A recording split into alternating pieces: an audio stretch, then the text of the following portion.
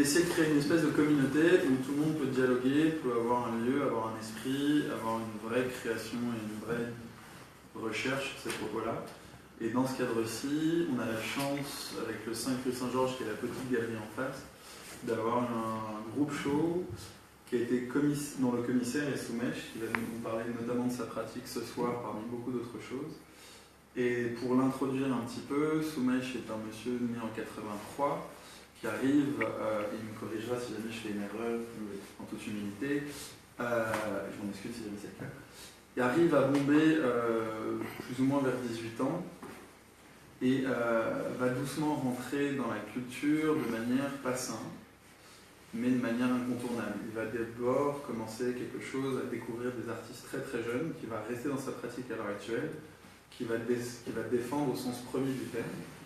Et donc il va les trouver à l'école, va leur permettre d'apprendre une langue, il va leur permettre de prendre les codes, une culture. Arrive un moment dans sa vie un peu plus tard, après avoir créé une première galerie, où il part à Paris, presque sans sous à cette époque-là en plus. Il est sélectionné pour un MBA à Aix-en-Provence grâce à un accord entre les deux pays qui étaient l'Inde et la France. Et parce qu'il est très talentueux, ça s'est passé. Donc il a été sélectionné justement pour ça. Il y passe 5 ans, à peu de choses près. Et de là va nourrir cette espèce de relation que vous allez avoir sur la langue, mais aussi sur les notions socio-économiques, la politique, et beaucoup d'autres choses qui vont se lier dans son corps de curation, mais aussi d'artiste, vu qu'il est artiste personnellement.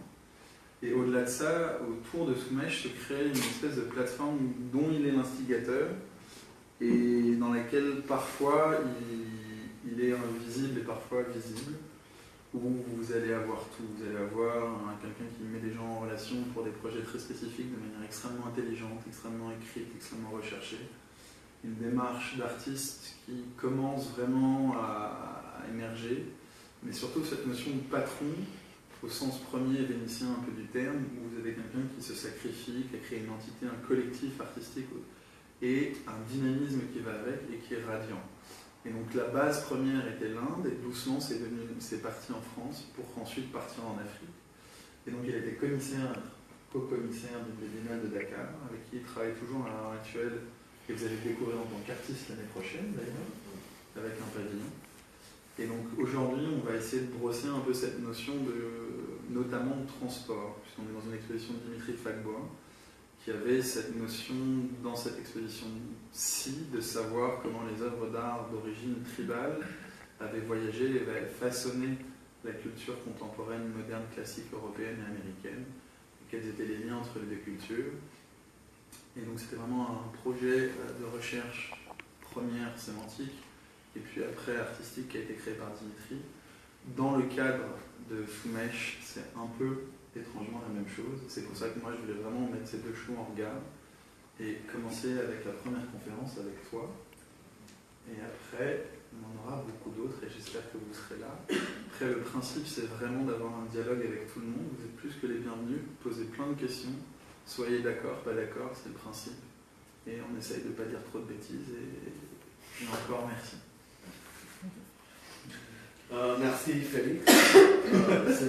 C'était vraiment quand même très très généreux de ta part pour m'inviter ici pour faire cette conférence, aussi ton explication de tout ce que je fais dans ma vie.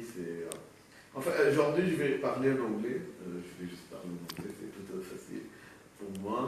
Merci pour bienvenue aujourd'hui ici. Il est très froid dehors, donc je sais c'est pas quelque chose. Si on voulait sortir, moi je préfère faire Netflix quand même, sans mon envie, boire un whisky avec ça. Donc, yeah, so I'm really. I'm going to speak in English because I need to make a proposition more than a talk. The proposition is about being able to somehow propose the question of drawing in our context today, conceptually, politically, in the context of a certain aesthetic, and in the context of the economics of exhibition making. Yesterday Felix and me decided to stay home, We were going to have a drink with Francesca, and it never happened. But that actually allowed us to speak a lot about what he finally told you about my kind of existence here in Europe and how I made it out to being a curator in many senses. And that journey has always been drawn around the idea of drawing in many senses. My proposition today is to imagine drawing not just in the context of something where you take a piece of charcoal, you take just a thin piece of lead and draw, but imagining drawing as an element that allows a certain animation, a certain kind of radicality. So how can you draw with a projector, for example, in the sense that not project a drawing, not like Rembrandt or someone or Vermeer, but like how could you draw with video, how could you draw with sculpture, how could you draw with many kinds of elements, drawing it rather it being an attitude rather than it being just an act where one engages oneself in putting out an image on paper or any other manner. It comes from an idea that it's not my own idea, it's an idea that Mark Coombs proposed in 2011, and Mark Coombs is a very interesting artist, a very accomplished artist, but he keeps himself away from the kind of visual arts scene in London. He actually draws with the help of a Super 8 camera, where he takes images, where he takes film on a Super 8 camera, and then converts them into stills that are drawings, that are propositions, that then become a kind of an installation. And to be able to explain that better, I am going to take you through this journey of around 26 drawings that will then explain better what my practice is and what we endeavored in the place just in front. It's called Felix Monchon, because this is the 26th. Exactly. And so what you see in front of you right here is Krishna Reddy's drawing from 1946. Now what's important is at the start of the drawing there's a stamp. It's a stamp of an India that hasn't been partitioned. It also has an elephant there.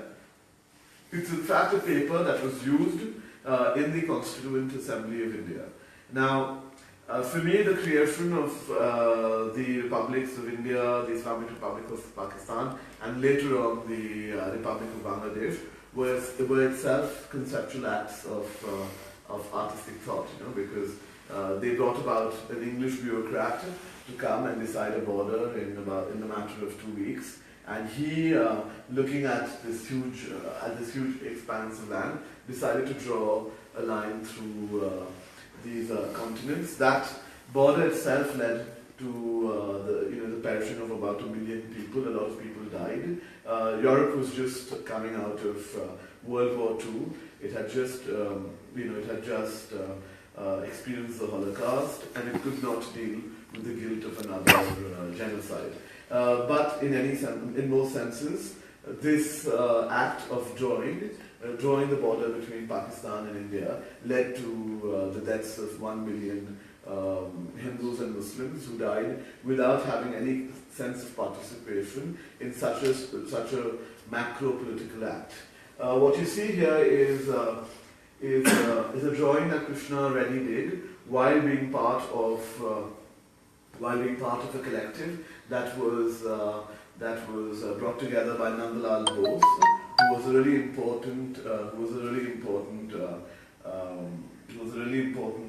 professor at the Shantiniketan school in East India. So Shantiniketan was a school that many people compare to the Bauhaus movement here in Europe. It was started by Rabindranath Tagore in the early decades of the 20th century in the eastern part of India, just north of Calcutta.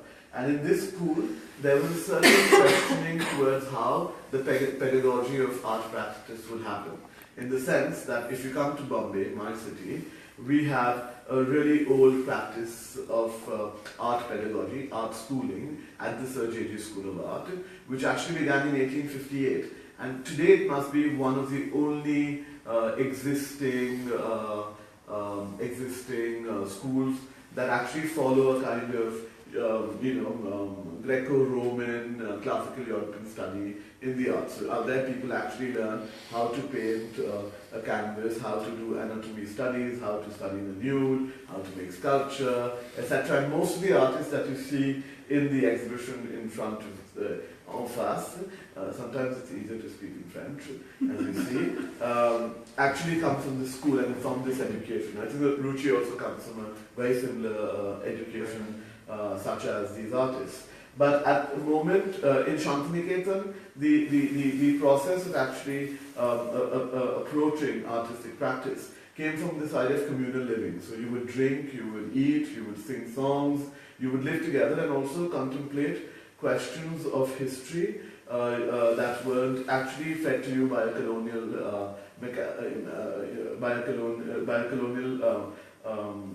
process of making one understand their own history. So what you see here also with Dimitri Fanagum is a kind of contesting of that vocabulary, where he actually, what you might imagine in this exhibition is that what Dimitri is also proposing is how do you come about the sophistication in making a mask from West Africa, a bronze from West Africa, and what is that?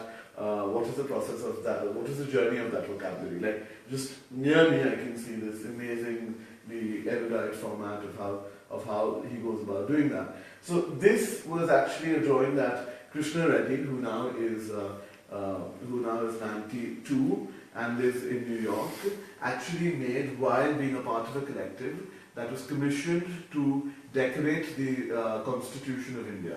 Now the Constitution of India is one of the most modern constitutions. In this constitution, the name nation is not even mentioned. It gives you all kinds of rights. It is not gender specific. It gives you rights to all kinds of sexualities. It gives you all kinds of rights that allows you to express yourself in any manner in which you may want to do so. It is also extremely interesting.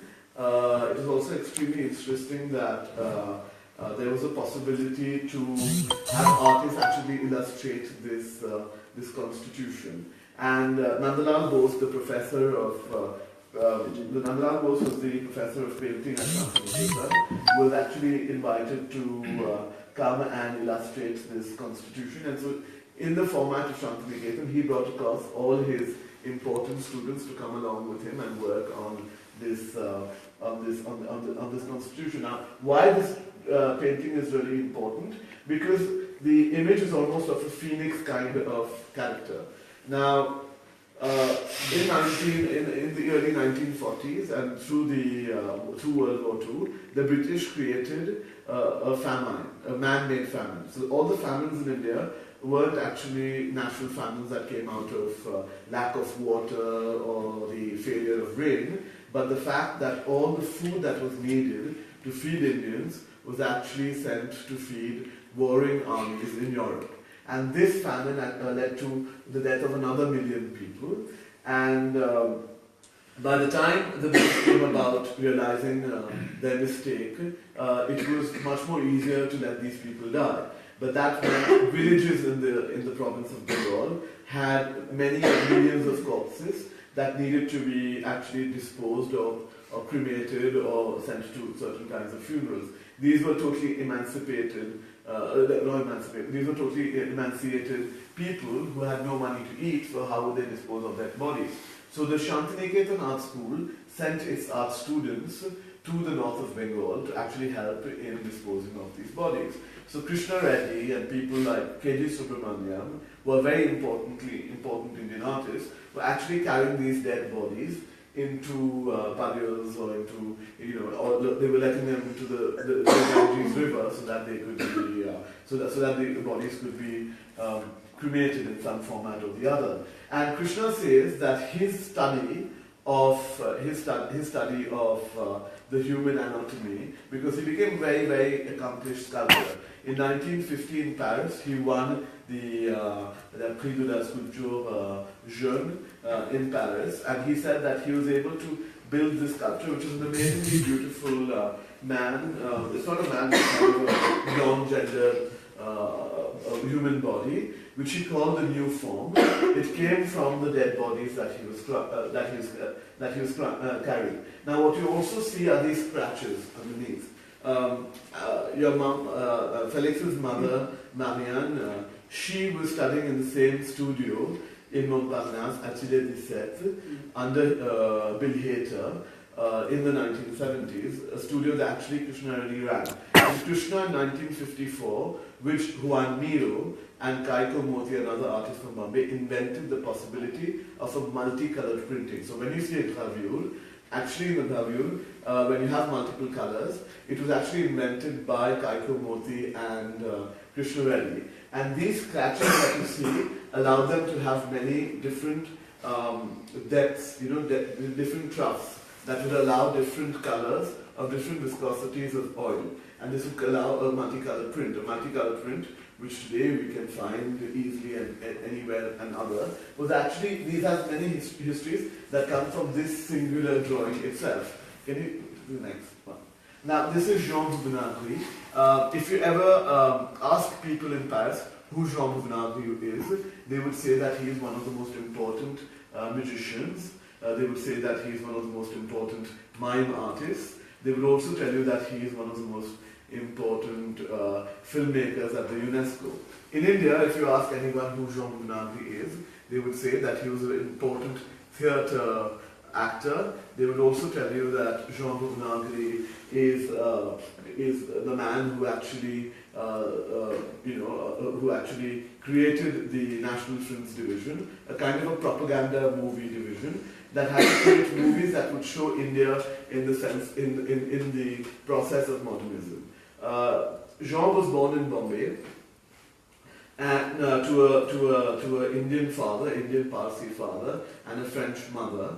And during World War II, he found himself in Bombay. Paris was being bombed, so he was in Bombay.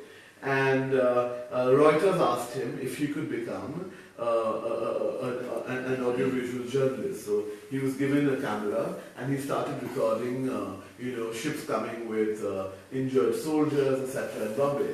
And that's how he became a filmmaker. And he returns to Paris and he works at UNESCO, producing documentary films. But the minute he returns to Paris, he starts these amazing collaborations with people like Jiří Trinka, who was a Hungarian cartoonist, creating movies that were like animations talking about the dialogue between nations, etc.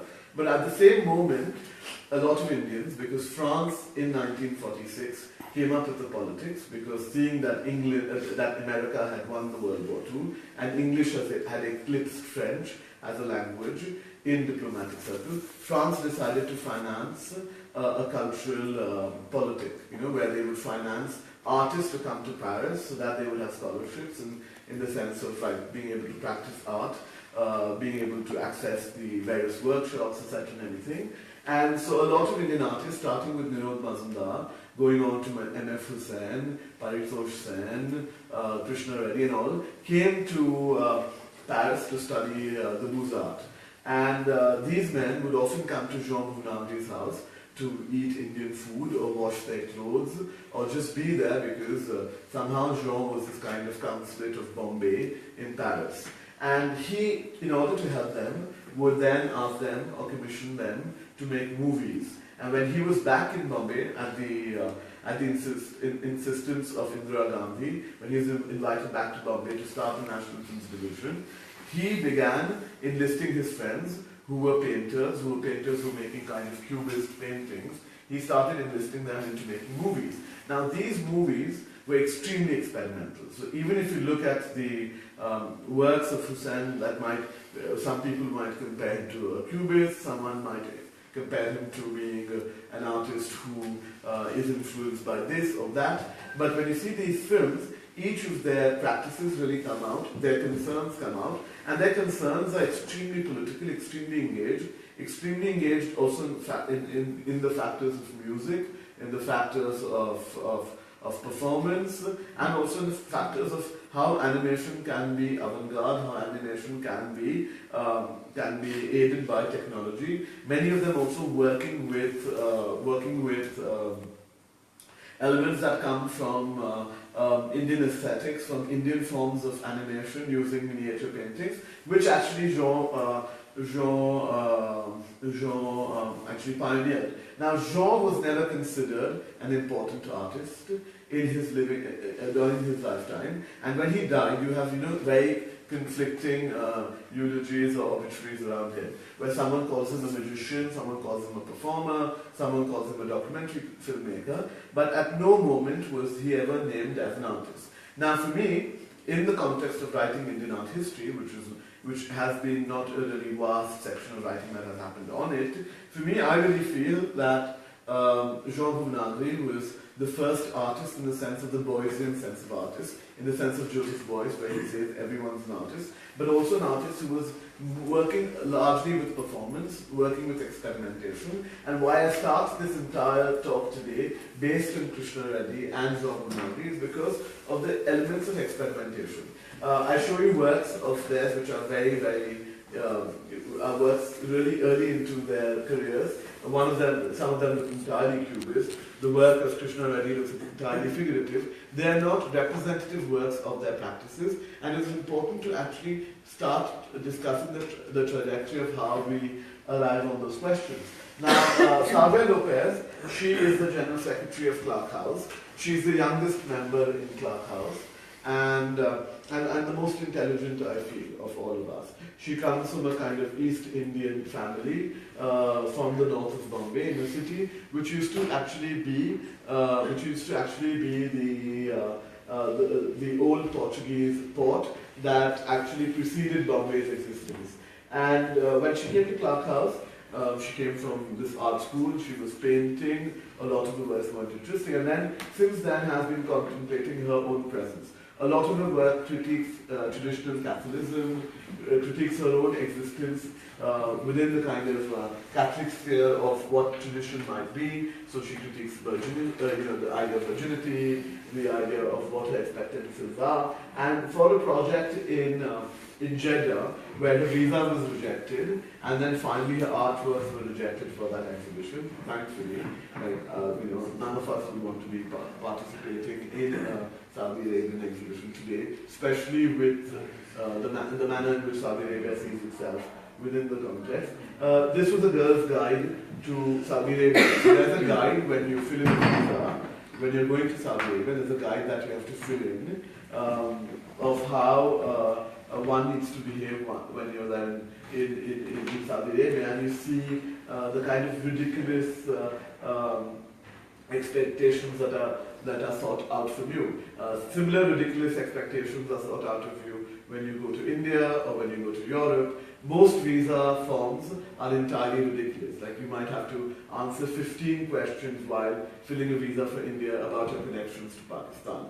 They would also ask you if your great grandmother had an affair with a Pakistani or not. So it can even lead to that. And if you come to Europe, you almost have to tell them the amounts of money that might be there in your father's brothers, lost partners' bank account. It's very complex, and so it was a critique on that question.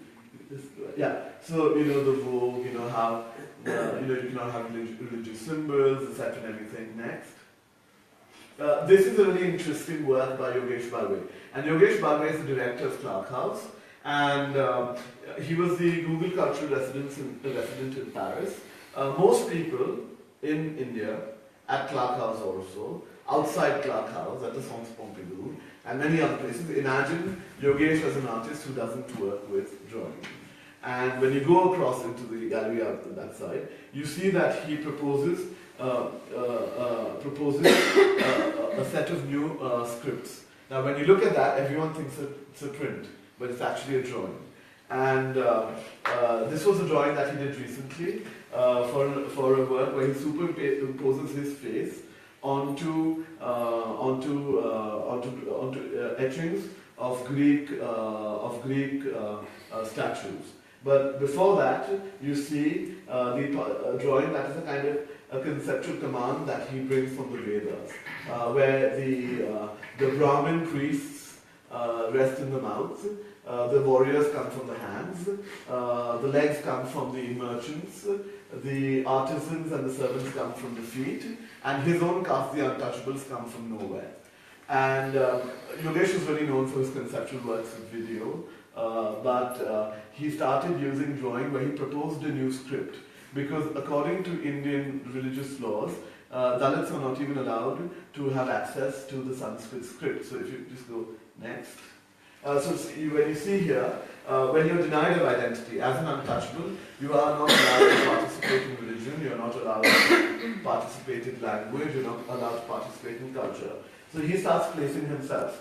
For example, he places himself on the face of a red Indian, on the face of Hercules, on the face of the woman, I forget her name, from Greek Aphrodite. Yeah. And this is also on top of a young American girl from the West. And so he starts placing himself on these faces.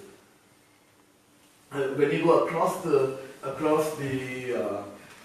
street, you see these geometrical figures which are actually scripts that he's proposing to you. And he buys this extremely expensive equipment where he has to draw and then feed it into a computer, and then it goes into a drawing machine that draws any kind of element onto it. So many people imagine it being a print, but technically it's not a print in many senses. And this is a work by Parashar Naik, which says to do this is to be. Now, this was a part of his solo exhibition. That's the wall of Clubhouse, which we always remove the paint. And what you see is that, as Yogesh says, to be explaining would be to be exploiting. If I start explaining my artwork, which I am actually doing right now, explaining other people's artwork, I'm actually exploiting your brains by telling you things that might not be existent in many senses. To Parashar Naik, this seems to be a landscape, but it might not be a landscape. Parashar Naik is the most important editor, film editor for Bollywood. He spends his days editing Bollywood movies, but is also actually an artist, began his career as an artist, and is also this kind of artist. Most artists like him as an artist. He claims this to be a landscape. You can agree with him, you can call it a script, you can call many things, but the contesting happens. Now in Bombay, in the 60s, there was a move towards creating abstraction that everyone claimed had its origins in Indian Tantra or in the scriptures or poetry from the 16th century. But there's also a strong contestation to that. A large amount of that abstraction came from the fact that people who were drawing from engagement, political engagement, that had been the main source of matter in art since independence, which really an artist called F.N. Souza actually contested and said that it was propaganda art because it was dealing with these essential questions of modernism that looked at self-determination, the narrative of the progressive nation, etc. and everything. Can you go next, please? So you see how Parashar is actually contesting the idea of figuration, but not calling himself abstract, because he was also contesting the kind of nihilism that comes with abstraction, specifically the relationship between abstraction and spirituality. Next. This is a work by Ranjeeta Kumari. Ranjeeta Kumari is a young artist who comes from a city called Patna. Patna is the capital of Bihar. Bihar is one of India's poorest states. Participation in employment is the lowest. The largest amount of immigrants across cities. If you come to Bombay, all the immigrants who are entirely discriminated against come from this state. Now, there's often a kind of an abuse that's used towards people questioning their wisdom. One calls them a donkey. In India, the idea, based on the caste system, if you do hard work, if you work with your hands, then you come from the lowest caste. You are almost hardworking means that you do not have the ability or the wisdom to not have to work with your hands, and so you are compared to a donkey. Now the donkey, as we know, is a very beautiful animal. And so Ranjeeta has been doing an amazing series of drawings that deal with contextual feminism. For example, she has many video works where she videos her mother pounding spices. It's a very beautiful work where her mother is actually pounding spices and you get a kind of yellow luster. Now she questions, why isn't she like Anish Kapoor? Like, why isn't her work the same question of the pigment? You know, why isn't she also? Why isn't her mother a performance artist? You know, if she can take these videos, she also makes these extremely important sculptures where she goes and exchanges the headrests, what labourers use on their head, to balance bricks. You know, so what women labourers in India use to balance bricks on their heads, she creates new headrests with old cloth and exchanges it from the ones that are entirely have been destroyed. And that has a relationship with the donkey. So the donkey to her it has many contexts that is entirely at the basis of her conceptual practice. So you see it, and so these are the kind of studies that then become her photographs that you will see in the gallery in front. Then next. Now Amol K Patil is a performance artist. He comes from a history of performance where his grandfather came from a tradition called Povada, where poetry, spiritual poetry, would be sung by poets across the state of Maharashtra. Now Maharashtra is like 3 or 4 times the size of France, and his grandfather, Bhownagary Patil, would walk around Maharashtra singing these songs. In the 1930s, when B.R. Ambedkar, the man who wrote our constitution, came back to India and started the Dalit movement. It was a movement against the caste system. His grandfather gave up singing spiritual poems and started writing poetry in the name of the movement of social justice and emancipation, and started going across the villages of Maharashtra singing this poetry. And what you see here are the kind of residues that come from Patil's own practice. Also, to earn money, a lot of the Dalits came to the city of Bombay. Now, the whole idea of the urban character of Bombay comes from its lower castes, who actually came there to support a kind of city that was entirely built from the scratches. And a lot of them worked in the municipal services, like sanitation services, cleaning, etc.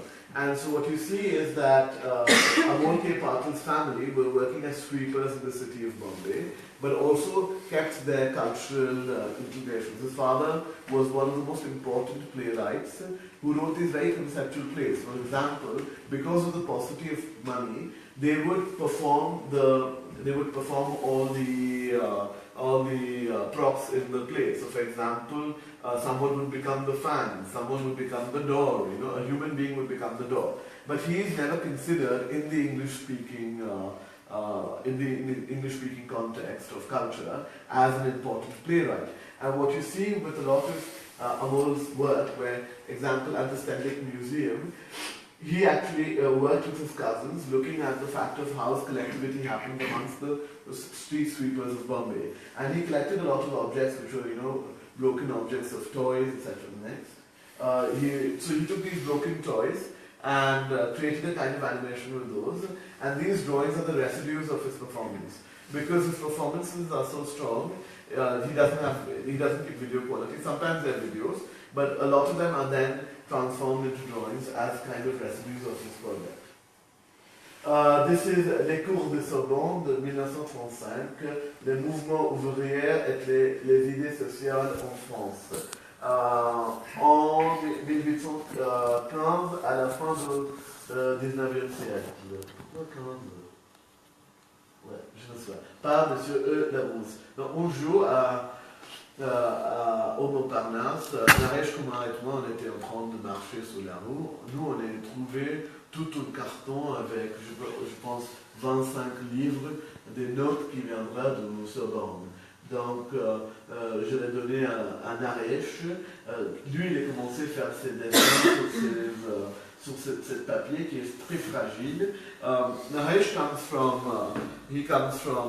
also Bihar. He is actually the partner of Ranjeeta Kumari. And when the British actually established the factory in Patna, the first real secular school of Indian painting began, which was outside the patronage of the kings and queens. So a lot of the artists, miniature artists from Delhi came down to Patna to make drawings of daily life in India.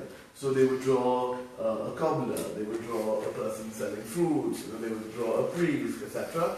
on not paper but mica sheets. You know what mica is? En fait, mica c'est juste un minéral comme la verre. It's used in all your electronic appliances, and it was found in Patna in abundance, and it can also break into sheets. And so they started making these drawings as souvenirs for the officers of the East India Company. If you go on eBay, you can find it in England everywhere, but to buy it in India is extremely expensive. And what Naresh felt was that when he was in Paris on a scholarship to the École des Beaux-Arts, a lot of the people who were just coming in from Syria, who were coming in from Afghanistan, who were coming in from South Sudan, in La Chapelle, had the same kind of, they all had been displaced into Europe, and they were bringing their kind of body language back from their homes, which was really interesting because they did not have the body language of the couturier parisien, who would be more like serré, quelqu'un qui va marcher sur le trottoir dans une façon très particulière, des trucs comme ça. C'était des gens qui ont été un petit peu, they were totally different from that question, and you saw a lot of them selling fruits and vegetables and many things. And so suddenly you had the kind of physicality that you had on a street in Bombay or in Dakar or any other place around. And so he started making these kind of performance drawings on these papers. And when you read these papers, it all talk about, the demographic problem across the Mediterranean and everything. You realize that the extreme right in France and their fears, you have the exact same fears that were being played out at the end of the 19th century, almost this kind of recyclable fear that happened at the Scandal of Africa. And so these are his really, this is a long series of drawings. They're in their black rice series, and he's been working with this kind of really fragile paper. It was also weird because we found this for free, someone had thrown it away. It was near a bookshop that was being decommissioned, and so it was interesting that it then became this kind of total irreverence to its kind of antique quality, and it turning into a kind of space of making drawings. Okay. Yeah, so this is like the black, it's the black rice series, and it's the moon. So Aman Negi actually, for the Kochi Moses Biennale, starts accompanying a cobbler outside the Sardinia School of Art and starts documenting the life of the cobbler, his everyday activities, using painting that he's being taught at the school, and then it is shown at the, and you see a lot of the works in the at the gallery. Yeah. Next. So this is how he goes about creating the drawings, etc., which come from daily and anatomical studies. Tejswini Sonawane next. So Tejswini is a very, very interesting artist from Clark House. She's a printmaker. She makes these extremely large wood cut prints. And it deals a lot with her own kind of inhibitions. She grew up in this place called Dharavi in Bombay. Dharavi is known for many other things, but one thing that it's known for is for the trade in leather. And she would see leather being traded every day. Her family is in the business of trading in leather. And she would have this kind of strange affinity with animals. Not because she likes animals, actually she hates animals, she hates cats. She's really scared of them. It's not a hate, but more of a fear. But somehow she would see the kind of expressions she cannot express on many questions, from sexuality to many other issues, that she cannot express to her father and her mother. she started expressing through these wooden blocks. Can you go next? So she started making these large wood block prints, and she's quite known for this kind of practice, which are also sculptural. You know, they make only one print, and then the wood block becomes another sculptural kind of element. Next. I can't. Yeah, c'est le dernier. Okay. Donc, en fait, c'est my proposition why I call the exhibition the edit drawer, because the edit drawer was a word that I found in the catalogue of this machine that can draw anything that you feed into it. I wanted to talk about the radical element of drawing because when I was young, much younger, I heard artists telling me that that video was the only radical element in artistic practice.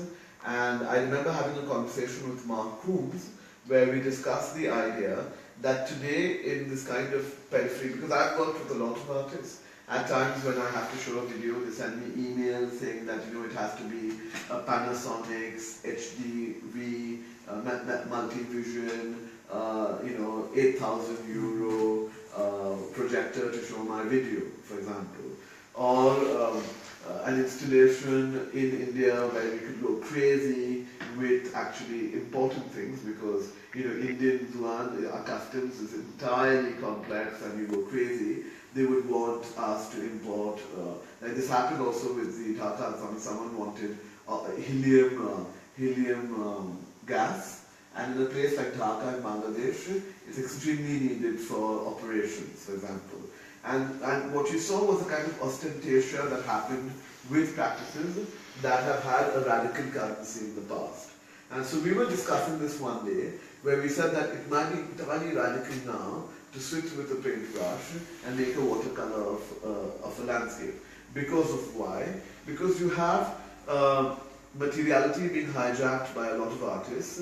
For example, there are lots of people across the world who actually make found objects. Found objects are industrially prepared in factories in India, in China, in other places, without having any kind of political investment in its materiality or its production, but then that found object is representative of a political action. For example, we can easily say that Ai Weiwei is involved in this kind of political currency that turns into great economic currency that is charged with political insinuations that then gives him an entire kind of currency that then can be sold for high prices in galleries, etc. and everything. And that is a point of contestation. For example, in Burma, Burma has one of the most interesting traditions of performance, not because they were contesting the death of a painting, but because in Burma, during the junta, which went for more than 3 to 4 decades,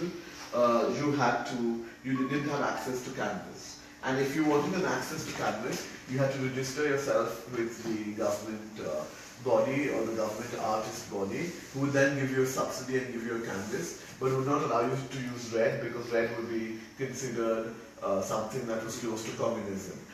And if you would make a political work, you would be arrested and sent to prison for life terms of 63 years and 47 years, and artists were actually sent to prison for such things. So, for example, the performance became very important because it had no residue. No one was taking videos on their phones. There was no kind of evidence that was left. But people like Tien Lin and Chow Li-Tia and other artists would then go into the markets with paintings on their backs, create a kind of apparatus that they would look like an itinerant hawker, and they would take these paintings around and propose it for sale for prices in the Burmese old currency, which have totally become devalued because of inflation, and then get arrested for these acts. And now when you go to Burma, majority of the artists are trying to work with canvases, they're painting, and there's this entire kind of excitement for painting, for example, and that doesn't come from the fact that they do not consider performance a potent medium, but they really are excited for the fact that for the first time in their lives they have access to canvas and to colors without a government watching them, and a lot of them have become really apolitical in their practice because they are not contesting the Rohingya situation in Burma and almost losing the kind of currency that they had before. So these complexities were really important to me, and I wanted to propose the question of why did I want to do an exhibition with drawing, was also that the fact that we can carry drawings in our bags, we can draw with ease when we want to, without having to go through the Duan, without having to take permissions, and they kind of, and at Clark House, where we have always believed where we don't actually transport works but transport people, where someone comes down with themselves, because the act of actually leaving Bombay, the act of actually leaving India is very important, in the sense of being able to also emancipate yourselves. I don't have to emancipate myself because I come from privilege, Many of us do not understand the questions of emancipation, but the people who take part in this exhibition, emancipation is itself a kind of artistic performance for themselves. And what do we then think about those vocabularies? For me, when an artist such as Naresh Kumar actually thinks out a script that contexts the idea of the script, the Sanskrit script, you must remember that it is on Sanskrit that the entire Indology has been built on. The whole idea of Indology is built on the idea of script, of the kind of connections between India and Europe based on linguistic histories that are common, etc. and everything. Now that contestation is happening as a conceptual act where, again, drawing is being taken as the kind of cudgel to put that forward. And it's really important because that is what the materiality of an artist is. I, who have studied art, and I consider myself an artist, I'm obsessed with the materiality. I really like to paint, I really like to use things. Sometimes I'm not considering the conceptual value of that act. And I can totally fall into the space of where, my practice would be something more of exploring the form and, the materiality of a certain object. But one must imagine the kind of courageous elements that happen with artists who are imagining those questions differently. And that proposition is also important to be made because drawing should never be also exoticized or also seen as something that is rare, that is above all, that has an element that makes it more expensive or cheaper or anything such as that. It came also from a kind of real disappointment that I had when someone actually told me that you're from Clark House. Actually, Clark House was making a lot of good drawings, and now you're doing a lot of videos and performances, and you'll have already lost the way because most of your artists were great at drawing. And I found that extremely a stupid critique because drawing is not an element in which we see as a kind of vocabulary or a design element to actually represent our collective, but a more of an element that puts across our views and our points forward. So I guess it would be best that I should open up the discussion to everyone who is present here, and then we can talk further on the question of drawing as a radical element. What do you think? Same thing. Yeah? But I think it's a little too much to digest. But you can ask me some questions, it can take a long time. If you want to shut the video or do you want to keep it? You decide. C'est ton main en fait, ça va faire mal. Non, ça va, c'est... Je ne décide pas, je porte la vidéo, c'est différent. So, sorry.